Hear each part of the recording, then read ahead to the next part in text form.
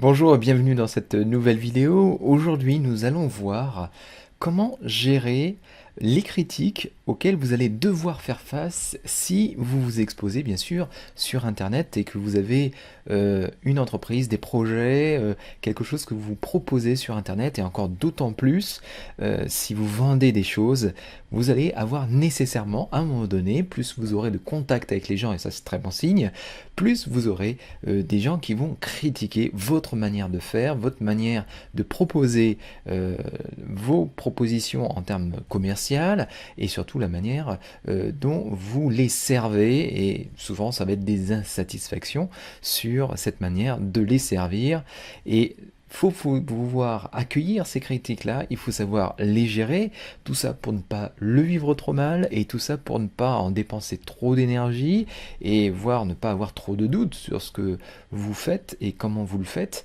surtout si vous avez fait des bons choix et qui sont avec une certaine éthique. Il est important d'avoir une très bonne gestion de ces critiques-là pour être encore plus efficace et je vais vous présenter donc les trois principales actions que vous pouvez mener face à des critiques. Vous avez trois grands choix, trois chemins différents et vous allez pouvoir les choisir en fonction du type de critique que vous allez avoir et je vais vous présenter un exemple concret que j'ai reçu et je vais vous dire exactement comment moi je procède avec cet exemple-là pour y répondre et le gérer de manière très sereine. Voilà. Si vous êtes tout à fait intéressé par ce sujet-là, écoutez, continuez à regarder cette vidéo et si vous aimez ce type de vidéo, surtout abonnez-vous à la chaîne YouTube, cliquez sur la petite cloche des notifications pour recevoir ces vidéos dès qu'elles arrivent à nouveau sur la chaîne YouTube. Voilà, on se retrouve tout de suite pour savoir quelle est la manière de gérer avec trois façons les critiques.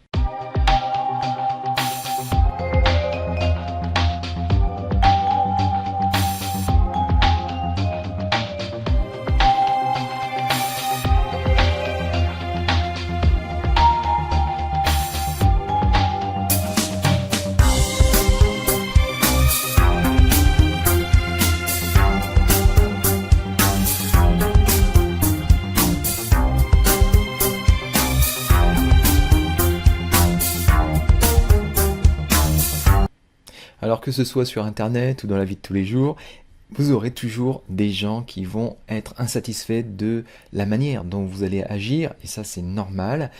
Et par contre, ce qui est difficile, c'est de savoir comment gérer ça, et humainement, pour ne pas en être trop atteint d'abord, en premier, et puis d'autres pour en bénéficier finalement de cette situation-là, et en sortir plutôt grandi, plutôt que amoindri. Là, il y a des astuces à prendre en compte en fait pour gérer ça. Alors, vous avez un projet, vous allez vendre quelque chose, que ce soit avec Builderall ou que ce soit un autre type de produit, de prestation, de service que vous allez proposer, vous aurez toujours des gens qui auront un petit peu goûté à ce que vous avez fait et puis qui auront envie de râler assez rapidement et qui vont montrer leur mécontentement très fortement des fois avec beaucoup de violence verbale. Ça peut arriver et ça il faut pouvoir le recevoir et le gérer et donc c'est ce qu'on va voir maintenant. Alors la première des choses, quand vous avez une très forte critique, vous avez la possibilité en premier lieu de ne rien répondre et de laisser passer. Ça, c'est la solution qui n'est pas toujours la plus facile à faire, parce qu'au moment où on reçoit les critiques, ça touche, ça fait mal, mais c'est une possibilité pour dépenser le moins d'énergie possible, perdre le moins de temps possible. C'est une des possibilités très intéressantes que vous pouvez envisager lorsque vous sentez surtout que la critique vient d'une personne, une personne qui n'agit de toute façon pas du tout, c'est une personne qui ne prend que son temps libre pour critiquer les autres sans être dans l'action, et donc ça va être une perte de temps pure que de répondre à ce type de critiques, et qui sont souvent sans fondement ou sans aspect constructif qui va vous permettre d'améliorer.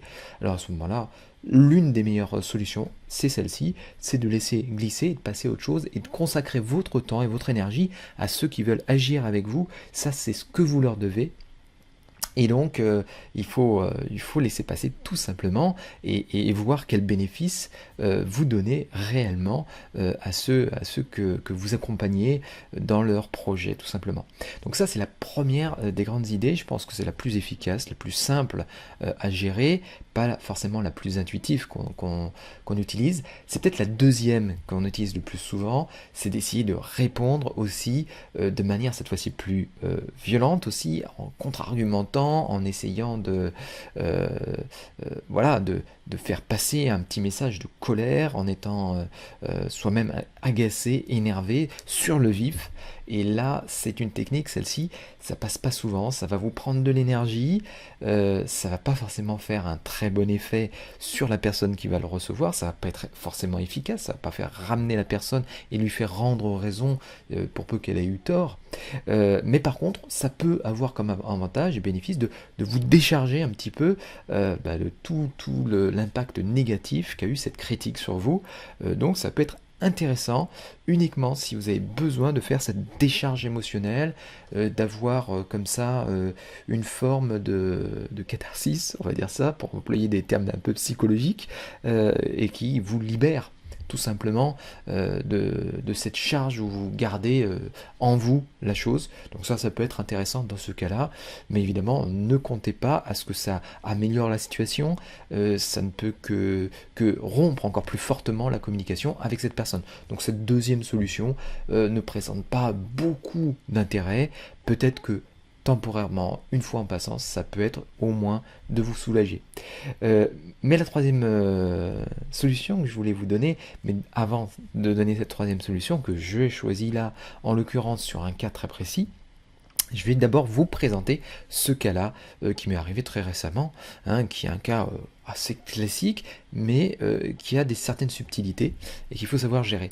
Voilà, j'ai eu le cas donc d'une personne qui a pris, par exemple dans le cas de Builderall, il y a la possibilité d'avoir un essai de 7 jours gratuit pour tester et découvrir en fait les fonctionnalités de la plateforme tout en un, voilà, qui permet de faire du web marketing sur Internet et d'avoir donc la possibilité de créer des sites Internet, d'avoir un autorépondeur, de créer des pages de capture, des tunnels de vente, il y a des studios graphiques, voilà, il y a plein d'outils.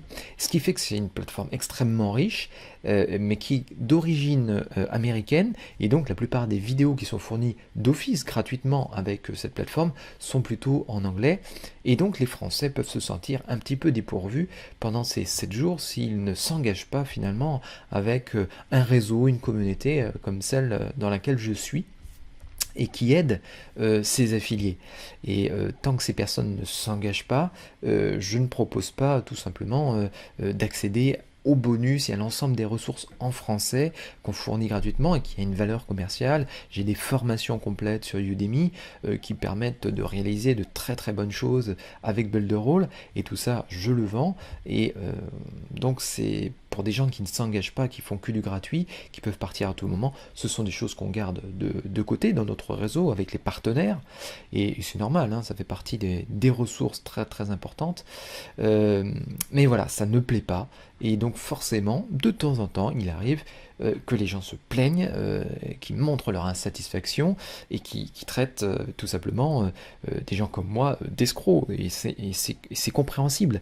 C'est compréhensible parce que à un moment donné, ces personnes-là estiment que à partir du moment où nous on parle d'un système sur Internet, qu'on en fait la promotion, et donc on est redevable comme si on était un employé de cette société-là, ce qui n'est pas du tout le cas, parce qu'on n'en a pas du tout les bénéfices d'un salaire récurrent et d'un salaire garanti. Mais c'est une réaction possible et qui est normale. Par contre, c'est la manière de faire cette réaction-là et de dire les choses qui va être que ce soit acceptable ou pas. Là, en l'occurrence, j'ai reçu un message qui a été écrit de manière tout à fait recevable et acceptable, même si dans le message, il est entre les lignes un petit peu indiqué qu'il y a de la malhonnêteté, que c'est tout à fait anormal, et qu'il y a de l'escroquerie derrière, même si c'est ça qui est entre les lignes, avec les mots qui sont cités, bon, c'est pas très grave, ça fait partie des choses. Il faut simplement savoir le gérer. Donc voilà comment moi j'ai voulu gérer ça. Je me suis dit d'abord dans ce message-là qui est affiché, il y a des choses qui sont un peu vraies puisque la personne, si elle reste dans un 7 jours gratuit et qu'elle passe pas dans le réseau avec nous pour être aidée, c'est sûr qu'à un moment donné, elle va se sentir un peu perdue, délaissée et c'est pas bon. Ça, je suis d'accord. Par contre, là où je suis pas d'accord, effectivement, c'est que il faut que les personnes s'engagent pour que nous aussi on s'engage. C'est un contrat de confiance, mais des deux côtés. C'est pas juste l'un qui s'engage et l'autre qui reçoit gratuitement tout. C'est comme ça. Ça fait partie d'un choix stratégique qui a été fait et de mon côté, il est parfaitement justifié et de l'autre, je peux comprendre que les gens aimeraient pouvoir accéder à tout gratuitement sans avoir rien à payer et encore moins à s'engager. Donc c'est normal, c'est un désaccord qui est classique sur Internet et donc il faut savoir simplement y répondre avec un petit peu de tact pour ne pas aller aggraver la situation. Alors moi j'ai choisi la stratégie 3, donc qui est de dire je vais répondre à cette personne-là, je vais répondre en me disant que son message c'est un cadeau. Alors pourquoi c'est un cadeau? D'abord ce message-là, c'est un cadeau que j'estime à 3 niveaux. C'est un cadeau parce que la personne là, qui a écrit, donc me donne la possibilité de répondre et de savoir ce qui se passe, d'avoir un retour et un feedback de comment les gens vivent les choses qu'on me propose sur Internet, parce que je communique beaucoup sur Facebook, je communique beaucoup sur YouTube, je communique aussi via les formations que je vends sur Udemy, et forcément, je n'ai pas toujours de retour, et là, c'est un cadeau, le fait d'avoir un retour. Certes, c'est pas le retour que je voudrais, a priori, mais j'ai des éléments à l'intérieur de ce message-là qui m'indique que je dois être vigilant sur certains points et être encore plus clair parfois sur certains points. Donc ça, c'est déjà ce premier cadeau-là. Le deuxième cadeau qui m'est fait là, c'est tout simplement de me donner l'opportunité de réfléchir à des actions que je peux mener en fait pour aller améliorer précisément voilà, le message que je veux délivrer vis-à-vis de Build a Role, vis-à-vis de comment on aide les gens et de voir si j'ai pas une autre solution pour ces gens qui sont par exemple en 7 jours gratuits. Là maintenant je me pose sérieusement la question, ben voilà, comment je vais les aider, comment je vais les orienter. En fait je vais bien leur expliquer qu'effectivement il y a quand même des ressources gratuites qui sont disponibles et ça je les mettais pas suffisamment en avant dans le message que je donnais à ces gens en 7 jours gratuits. En fait il y a des chaînes qui sont accessibles sur YouTube gratuitement et qui comportent beaucoup de tutos. Il suffirait, comme ils sont en accès libre et gratuit et ouvert, il suffirait tout simplement de faire une petite page qui présente ces tutos de manière organisée et qui est dédiée spécialement aux 7 jours gratuits. Et donc ça, je peux le proposer directement à ce genre de personnes pour aller finalement mieux gérer et donc avoir aussi un meilleur bilan, moi aussi, sur la conversion que je vais avoir de ces gens-là vers l'offre qui est payante, bien sûr. Donc voilà, ça c'est le deuxième cadeau. Le troisième cadeau qui m'est fait, ben voilà, c'est l'occasion de faire encore un sujet, une vidéo sur YouTube, de faire des messages et de produire quelque chose qui va servir aussi bien pour moi, mais pour mes affiliés, mes abonnés et ceux qui me suivent. Donc voilà, il y a une possibilité de voir très positivement finalement ces ressources de critique et de les prendre en compte. Et donc maintenant, ce que j'ai fait, c'est je lui ai envoyé un mail en lui proposant effectivement de repartir sur d'autres bases, en lui expliquant quelle était ma démarche, bien sûr, d'abord, et en lui proposant tout simplement de m'appeler. Je lui ai donné mon numéro de téléphone personnel et je lui ai même offert une garantie spéciale pour pouvoir continuer plus sereinement avec moi et lui proposer tout simplement d'avoir une relation beaucoup plus pacifique et intéressante que celle-là. Voilà, c'est une des 3 méthodes que je vous propose, qui j'espère va vous inspirer, de voir différemment la critique, qui n'est pas toujours quelque chose à charge sur votre personne, mais effectivement à un moment donné, on peut avoir des actions qui ont des retentissements très différents selon les situations des gens.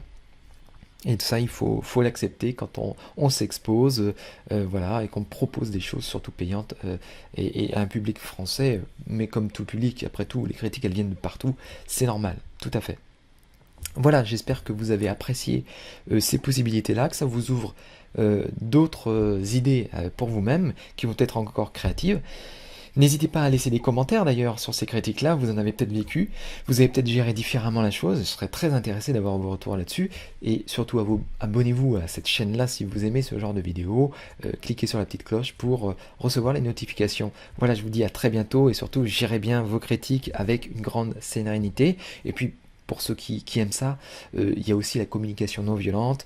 Vous avez l'histoire de la girafe, du chacal. Ça, c'est très très intéressant. La communication bienveillante aussi, c'est une des méthodes qui est très utile pour recevoir les choses avec beaucoup plus de sérénité, de zénitude. Voilà, ça va au-delà de la méditation. C'est tout un schéma structuré de pensée pour recevoir aussi ce genre de communication qui peut paraître malveillante au début. Donc c'est mon dernier conseil. Retournez-vous, recherchez communication non violente, CNV ou communication bienveillante, et vous verrez que c'est très très intéressant. Voilà, à très bientôt. Ciao ciao.